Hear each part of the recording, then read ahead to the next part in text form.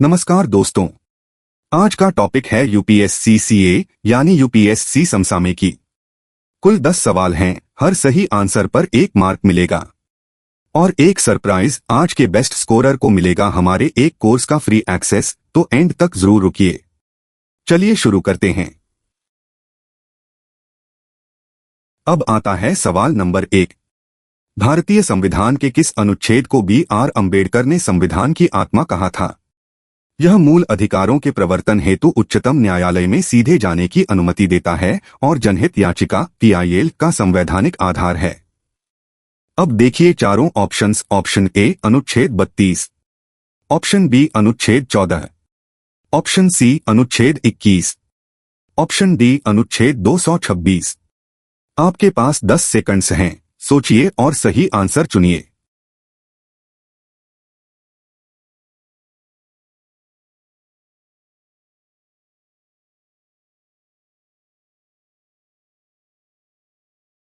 तो इसका correct answer है ऑप्शन ए यानी अनुच्छेद 32। अब इसे समझते हैं। अनुच्छेद 32 संवैधानिक उपचारों का अधिकार को अंबेडकर ने संविधान की आत्मा कहा। जनहित याचिका न्यायशास्त्र के माध्यम से इसका दायरा केवल पीड़ित व्यक्ति से विस्तृत होकर वंचित समूहों के लिए कार्य करने वाले लोकहितैषी नागरिकों तक पहुंच गया। अनुच्छेद 226 उच्च न्यायालयों को समान रिट शक्ति देता है। तो याद रखिए ये पॉइंट। सवाल नंबर 2 ध्यान से सुनिए। जनहित याचिका के दुरुपयोग को व्यक्त करने वाला 3P संकट किस ओर संकेत करता है? अब देखिए चारों ऑप्शंस। ऑप्शन ए गरीबी, प्रदूषण, जनसंख्या याचिका। ऑप्शन बी निजी स्वार्थ, प्रचार स्वार्थ, राजनीतिक स्वार्थ याचिका। ऑप्शन सी प्रक्रियागत, स्थायी, दंडात्मक याचिका। ऑप्शन डी जन व्यक्तिगत निःशुल्क याचिका। आपके पास 10 सेकंड्स हैं, सोचिए और सही आंसर चुनिए।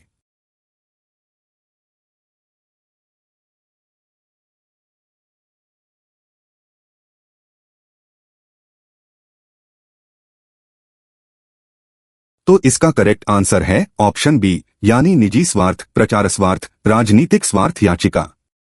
अब इसे समझते हैं। 3P हैं। निजी स्वार्थ याचिका, जहां कॉरपोरेट प्रतिद्वंद्विता को जनकारण का जामा पहनाया जाता है। प्रचार स्वार्थ याचिका, मीडिया ध्यान हेतु। और राजनीतिक स्वार्थ याचिका, राजनीतिक टकराव हेतु अदालतों का उपयोग।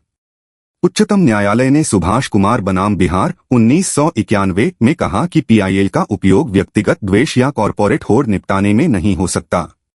तो याद रखिए ये पॉइंट। अगला सवाल नंबर 3। 1997 में उच्चतम न्यायालय द्वारा जारी विशाखा दिशानिर्देशों ने कार्यस्थल पर किस मुद्दे को संबोधित किया, जिसका विधायी रूप 2013 में आया? अब देखिए चारों ऑप्शंस। ऑप्शन ए वेतन भेदभाव, ऑप्शन बी बाल श्रम, ऑप्शन सी महिलाओं का यौन उत्पीड़न, ऑप्शन डी कार्यस्थल सुरक्षा उपकरण। आपके पास 10 सेकंड्स हैं, सोचिए और सही आंसर चुनिए।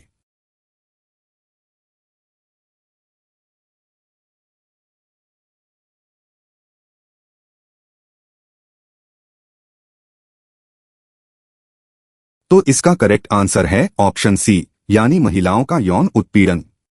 अब इसे समझते हैं। विशाखा बनाम राजस्थान राज्य 1997 मामले में उच्चतम न्यायालय ने कार्यस्थल पर यौन उत्पीड़न के लिए विशाखा दिशानिर्देश जारी किए।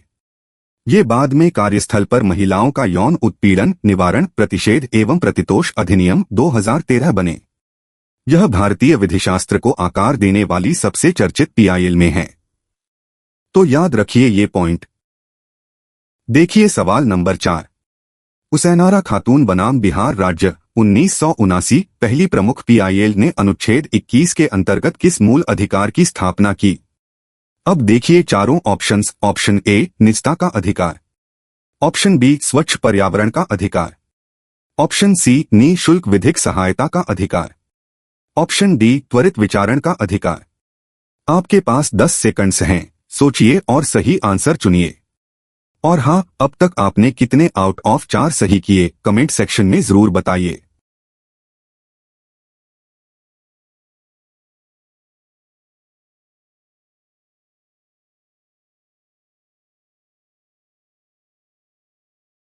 तो इसका करेक्ट आंसर है ऑप्शन डी यानी त्वरित विचारण का अधिकार।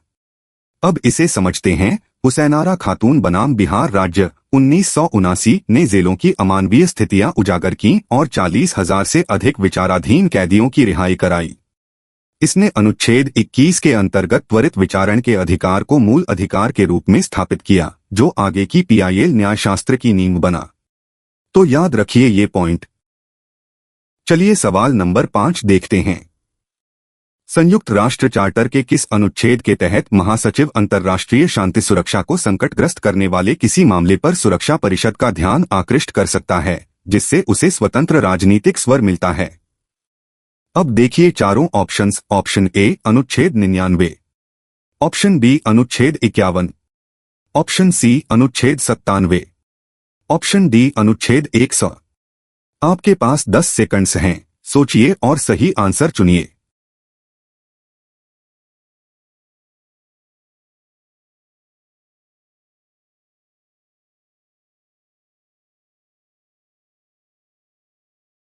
तो इसका करेक्ट आंसर है ऑप्शन ए यानी अनुच्छेद 99। अब इसे समझते हैं। संयुक्त राष्ट्र चार्टर का अनुच्छेद 99 महासचिव को अधिकार देता है कि वे अंतर्राष्ट्रीय शांति सुरक्षा को खतरे में डालने वाले किसी भी मामले पर सुरक्षा परिषद का ध्यान आकृष्ट करें। अनुच्छेद 97 उन्हें मुख्य प्रशासनिक अधिकारी नियुक्त करता है। ये दोनों मिलकर महासचिव को प्रशासनिक नेतृत्व व स्वतंत्र राजनीतिक स्वर देते हैं। तो याद रखिए ये पॉइंट। अब आता है सवाल नंबर 6। संयुक्त राष्ट्र महासचिव चयन प्रक्रिया में सुरक्षा परिषद के स्ट्रॉ पोल में मत प्रोत्साहित करें, हतोत्साहित करें या कोई राय नहीं हो सकते हैं। बाद के दौरों में P5 के मतपत्र अलग रंग के कागज पर छापे जाते हैं, मुख्यतः किस लिए? अब देखिए चारों ऑप्शंस। ऑप्शन ए मतगणना तेज करना, ऑप्शन बी P5 का हतोत्साहित मत पहचानना, जो वीटो की तरह उम्मीदवार को बाहर कर देता है, ऑप्शन सी गैर P5 सदस्यों के लिए गोपनीयता बनाए रखना, ऑप्शन डी उन मतों को चिह्नित करना जो केवल सलाह हैं, बाध्यकारी नहीं। आपके पास 10 सेकंड्स हैं, सोचिए और सही आंसर चुनिए।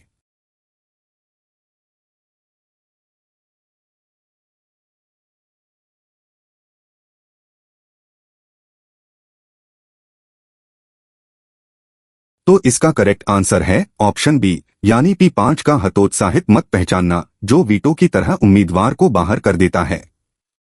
अब इसे समझते हैं। बाद के स्ट्रॉपोल दौरों में P5 के मतपत्र अलग रंग के कागज पर छापे जाते हैं ताकि P5 सदस्य का हतोत्साहित मत पहचाना जा सके। वही मत वीटो का काम करता है और उम्मीदवार को बाहर कर देता है।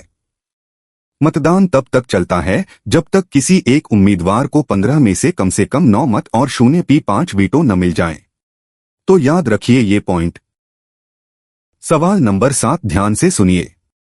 1914 में हांगकांग से वैंकूवर के लिए चले कोमागाटा मारू में पंजाब से लगभग कितने यात्री सवार थे? अब देखिए चारों options. Option A 176, option B 276, option C 376, option D 476। आपके पास 10 सेकंड्स हैं, सोचिए और सही आंसर चुनिए।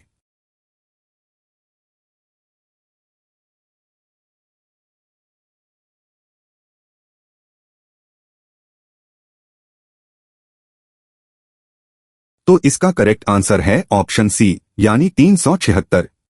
अब इसे समझते हैं। कोमागाटा मारू में पंजाब से 376 यात्री थे। वैंकूवर पहुंचने पर जहाज को घाट लगाने की अनुमति नहीं मिली और केवल 24 यात्रियों को, जो पूर्व कनाडाई निवास सिद्ध कर सके, उतरने दिया गया। जुलाई 1914 में जल सेना की निगरानी में जहाज लौटा और कोलकाता के निकट बसबच पहुंचा, जहां सितंबर 1914 में ब्रिटिश पुलिस की गोलीबारी में 20 यात्री मारे गए। तो याद रखिए ये पॉइंट। अगला सवाल नंबर 8। किस संविधान सभा प्रारूप समिति अध्यक्ष ने भावी सरकारों द्वारा निर्वाचन पूंछ के संभावित हेरफेर की चेतावनी दी थी, जो चेतावनी आज मताधिकार को मूल अधिकार बनाने की बहस में फिर सुनाई दे रही है? अब देखिए चारों options. Option A Jawaharlal Nehru, option B Sardar Vallabh Bhai Patel, option C Rajendra Prasad, option D doctor BR Ambedkar.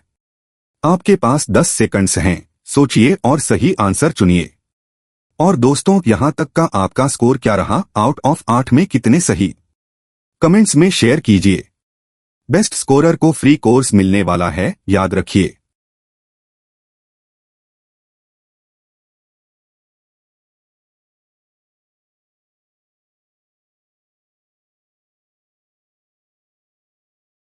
तो इसका करेक्ट आंसर है ऑप्शन डी यानी डॉक्टर B.R. अम्बेडकर। अब इसे समझते हैं। प्रारूप समिति के अध्यक्ष डॉक्टर B.R. अम्बेडकर ने निर्वाचन पूंछ के संभावित हेरफेर की चेतावनी दी थी। आज विपक्ष की मताधिकार को वैधानिक से मूल अधिकार बनाने की मांग इसी दूरदर्शिता का हवाला देती है। तर्क है कि इससे यह अधिकार अनुच्छेद 32 और 226 के तहत मनमानी मताधिकार वंचना के विरुद्ध पूर्णतः वादयोग्य हो जाएगा। तो याद रखिए ये पॉइंट। देखिए सवाल नंबर 9।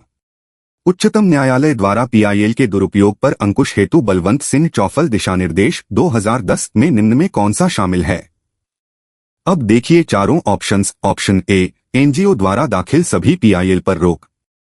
ऑप्शन बी, केवल सेवानिवृत्त न्यायाधीशों द्वारा ही PIL दाखिल करना। ऑप्शन सी, याचिकाकर्ता की प्रामाणिकता जांच, वास्तविक जनहित की पुष्टि और तुच्छ याचिकाओं पर अनुकरणीय खर्च लगाना। ऑप्शन डी, मामले के मूल्य के बराबर अग्रिम सुरक्षा राशि जमा कराना। आपके पास 10 सेकंड्स हैं, सोचिए और सही आंसर चुनिए।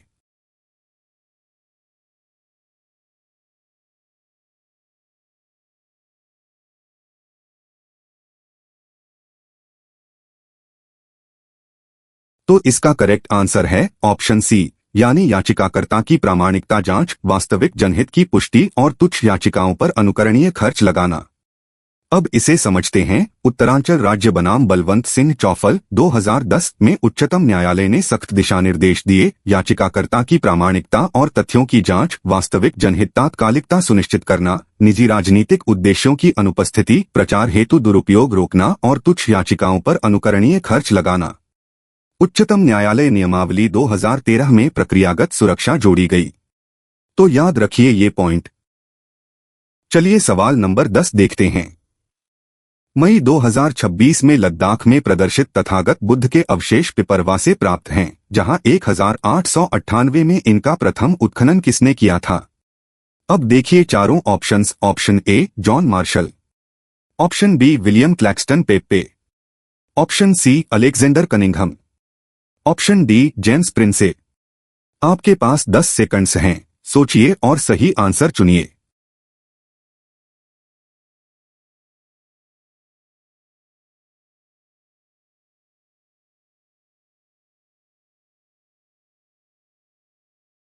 तो इसका करेक्ट आंसर है ऑप्शन बी यानी विलियम क्लैक्सटन पेप्पे।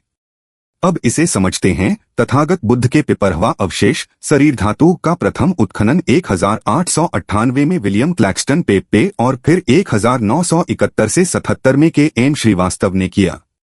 प्राप्त वस्तुओं में मौर्य काल का ब्राह्मी अंकित सोपस्टोन मंजूषा, क्रिस्टल मंजूषा और अस्थिखंड शामिल थे, जिनसे इस स्थल की पहचान प्राचीन कपिलवस्तु से मजबूत हुई।